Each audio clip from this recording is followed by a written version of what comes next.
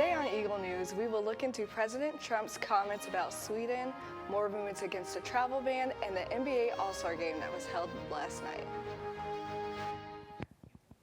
Welcome to Eagle News. I'm Kyer Highsmith. We will get a look into these stories along with a recent project the local law enforcement has started and a look into Wellness Week on campus. President Donald Trump's comments about Sweden during a Saturday rally in Florida has many baffled. Trump referenced the Scandinavian nation known for liberally accepting Syrian refugees during a section of his speech decrying the dangers of open borders. Now Trump is trying to rectify the situation. Athena Jones reports. President Donald Trump doing damage control after seemingly suggesting a terror incident occurred in Sweden during his campaign-style rally in Florida. You look at what's happening last night in Sweden. Sweden. Who would believe this? Sweden. They took in large numbers. They're having problems like they never thought possible. The comment sparking confusion worldwide. The president later explaining it was something he saw on TV. Tweeting, "My statement as to what's happening in Sweden was in reference to a story that was broadcast on Fox News concerning immigrants and Sweden." That Fox News report, an interview with a conservative filmmaker who accused the Swedish government of covering up violent crimes committed by refugees, aired the night before the president's rally. There was an absolute surge in both gun violence and rape in Sweden once they began this open door policy. Swedish officials outraged. The Swedish embassy tweeting, "We look forward to informing the U.S. administration about Swedish immigration and integration policies." The White House telling reporters the president was talking about rising crime in general and not referring to a specific incident. Meanwhile, Vice President Mike Pence trying to reassure European allies of the U.S.'s support for NATO. This as the Senate Intelligence Committee tells the Trump administration to preserve all records related to Russia as they investigate Russian meddling in the U.S. election. I'm afraid they're going to destroy the documents. FBI Director James Comey holding a classified briefing on Russia with senators on Friday. White House Chief of Staff Reince Priebus denying any collusion between the Trump campaign and Russian operatives before the election, and knocking down reports that Trump aides were in constant contact with Russians. The top levels of the intelligence community have assured me that that story is not only inaccurate, but it's grossly overstated, and it was wrong. All as President Trump is still searching for a new national security advisor after firing Michael Flynn for misleading the vice president about his communications with Russian officials. The president meeting with several candidates for the job over the weekend. Amid stories of dysfunction and chaos in the first month of his administration, President Trump escalating his war with the media. I also want to speak to you without the filter of the fake news. Suggesting on Twitter that the media is the enemy of the American people. The president's incessant attacks on the free press drawing sharp rebuke from politicians on both sides. If you want to preserve democracy as we know it, you have to have a free and many times adversarial press. That's how dictators get started. Later this week, Trump will unveil a new immigration executive order, but as right of now, people are still making efforts to show their concern for the travel ban. This week, an effort to show the Trump administration how much immigrants contribute to the country's economy, many skipped work and vowed not to spend any money Thursday. But a crew of the guys say when they told their boss they were taking part and wouldn't be at work, they were instead fired. They meant to unite. If I would have to do it again, I would do it again. But on a job site in Denver. Nope, that's my forklift. Well, that was our forklift. Thursday's A Day Without Immigrants movement instead ripped apart a company and at least 30 of its workers. If you do not show up, you're not going to have a job. When he says, whoever took the day off today can find another job tomorrow. Ray was the foreman of 2 crews working for JVS Masonry. He says when he told his boss his crews would be missing work Thursday to support the cause of immigration, he was told. You stand for what you believe. Make sure you stand for whatever consequences are going to come towards you. All of them, he says, fired for standing up for families. The guys that we have out here that have their families that are afraid, of going out to go get a gallon of milk, going to get gas, going to go to get groceries. in case they stop them, they get deported. But family is what the owner of JVS Masonry says he supports. If you want to go to work and support your family, I'm all for it. I don't care if you have antennas growing out of your head. Really don't care. If you're going to betray the company, then I have a concern. For him, he says it comes down to business. I have no view on any political immigration laws or what's going on with that. All I know is that I have a business to run. A day meant to unite instead creates another divide. Ray says he told his boss they would be at work Saturday to make up for the day missed on Thursday. Jim says that wasn't good enough, but he does say if they want their job back, all they have to do is ask. McCready Agutter, Fox 31. Questions still remain over some of President Trump's other campaign promises, for day one, including abolishing Obamacare and tax reform. Did stuffed animals provide you with comfort when you were small? For many children, stuffed animals can bring a huge smile to their faces. Tasia White joins us now for a special project going on in our area. What happens when in a middle school teams up with the police department to fight for little kids? You get a community that works together during difficult times to help the youngest among us deal with trauma or tragedy. Middle school students, the biggest concerns are completing their homework, getting a date for the school dances, and playing sports. For the students at William James Middle School, giving back to their community is another concern. It all started in a Future Business Leaders of America meeting ran by Ms. Jessica Middleton. An FBLA member spoke on how the Sheriff's Department was in need of stuffed animals to give to the children. It was a way to give back to those in need as a community service opportunity for the organization. We got together and got approval to raise stuffed animals to go to the Sheriff's Department, the local police, law enforcement agencies, and Safe Haven, the local women's shelter. And the toy drive was on. Over 350 stuffed animals and toys were collected, and 2/3 were delivered to the Bullitt County Sheriff's Office, where police officers can give these tiny toys to young ones in need. I was super excited. Anytime somebody in the community is willing to partner with us and bridge that gap between law enforcement and the community, it's just exciting to me.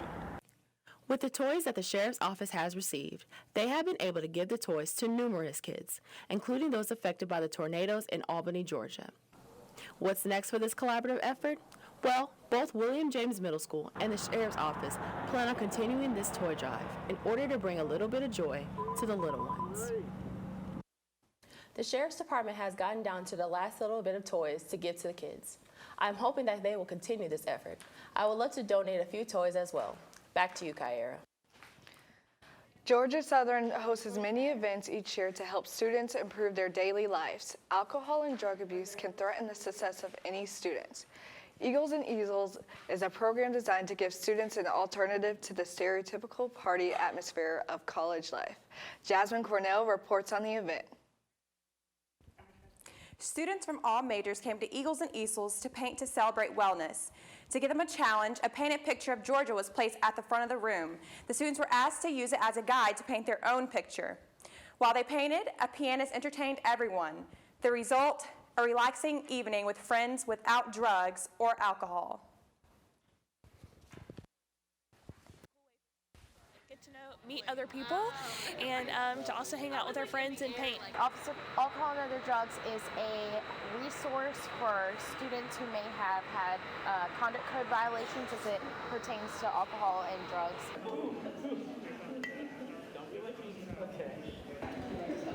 The future events of Wellness Week will continue to challenge students to examine their lifestyle choices. If you would like more information or would like an event to attend, go to georgiasouthern.edu/AOD. Eagles and Easels is a fun event, but it might not be for everyone. Eagle News wants everyone to be safe out there and enjoy being a college student. Coming up on Friday is the Throwback Skate Party. See you there. Back to Kyra. The NBA All-Star Game was last night in New Orleans. Diane Gallagher reports it was supposed to be in North Carolina, but was moved because of the state's bathroom bill. In Charlotte, the streets aren't exactly bare this weekend, but the plan was for Uptown to be booming. which is exactly how to describe the scene in New Orleans right now. Thousands of NBA fans and celebrities reveling in the 2017 All-Star Weekend. Dunk contest, three-point contest, stuff like that.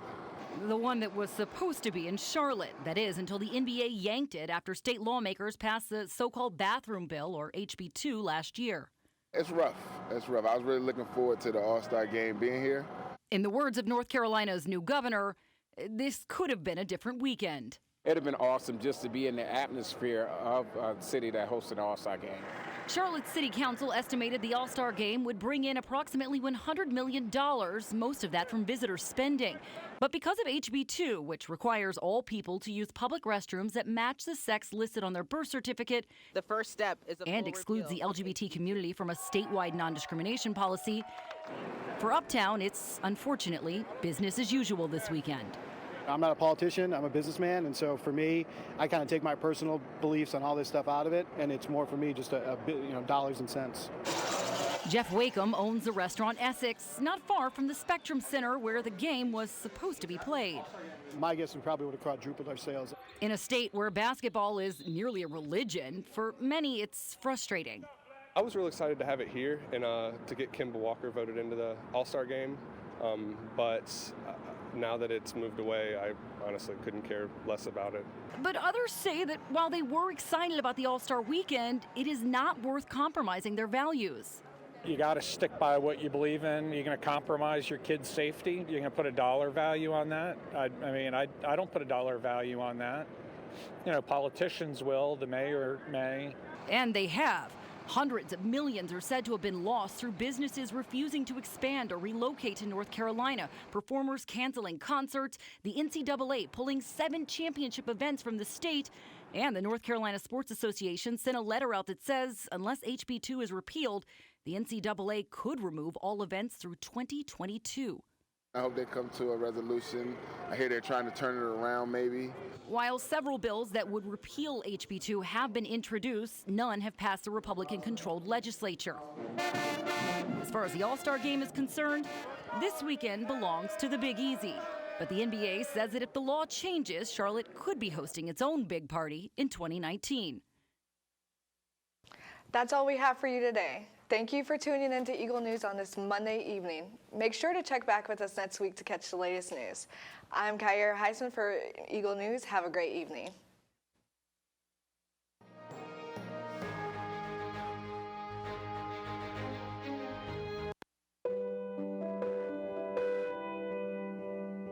My name is Fabian Upshaw, and this is my story. I'm a Georgia Southern Eagle. I wear number 13. I received my undergrad in sports management, and now I'm working on my MBA.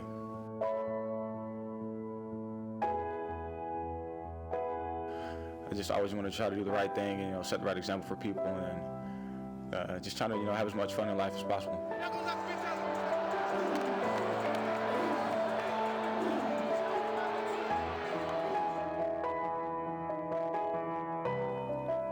My dad died when I was 17 of a heart attack. My father's name was Wayne, and I most remember car rides with him when he would just break out singing songs, and he couldn't sing at all, but he said, just make me laugh and just dance all silly and stuff.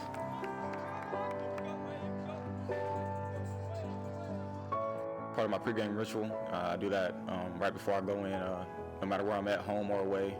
I just kind of talk to my dad, just let him know that I'm thinking about him and I know he's watching me. And just always say that he has the best seats in the house now, because normally anything I go to, he's either right there on the front, like on the baseline when it was basketball, or he stands right up against the fence whenever he's playing high school, or he's at the very top, so I can always hear him. And I just know now that he has the best seats in the house. Yeah, kind of like while I'm out there playing, I can kind of just hear my dad just, right there behind me, just running behind me saying, that's my boy. He always used to say that. He used to brag to people all the time about, me playing all kinds of sports. He just tell people, that's my boy out there, and how proud of me he was. My name is Carol Upshaw. I'm Fabian Upshaw's mom, and he's special to me because he's opened doors for all of us that we never saw possible. The Eagle Fund affects more than just one person, it affects a family. College meant a lot to him because he'll be the first from my immediate family to graduate from college. So it means a lot to him. It meant a lot to my mom for me to actually go to school and her not have to pay for it. And she stressed out a lot to me and my brother that she didn't have those opportunities to go to school and further her education. So just being able to give this back to my mom, it meant a lot to me, and I know it meant a lot to her. It was a very proud moment to see him walk across the stage and doing this little dance that he did when he walked across the stage. So it was a very proud moment for us and our family. It felt great. I felt like I accomplished something that really meant a lot to me, and I know my dad was really proud of me if he could be here, and I just know that was something that he would have loved to see happen. It was a blessing for me to see him get into college, and right now I'm going also for my AS in Office Medical Administration. Go! Yes! We're all on the same team, and we all want to win. How true are you? Help build the Eagle's Nest. For just $120, you will impact a student like me. I missed you, boo. Thank you for the opportunity.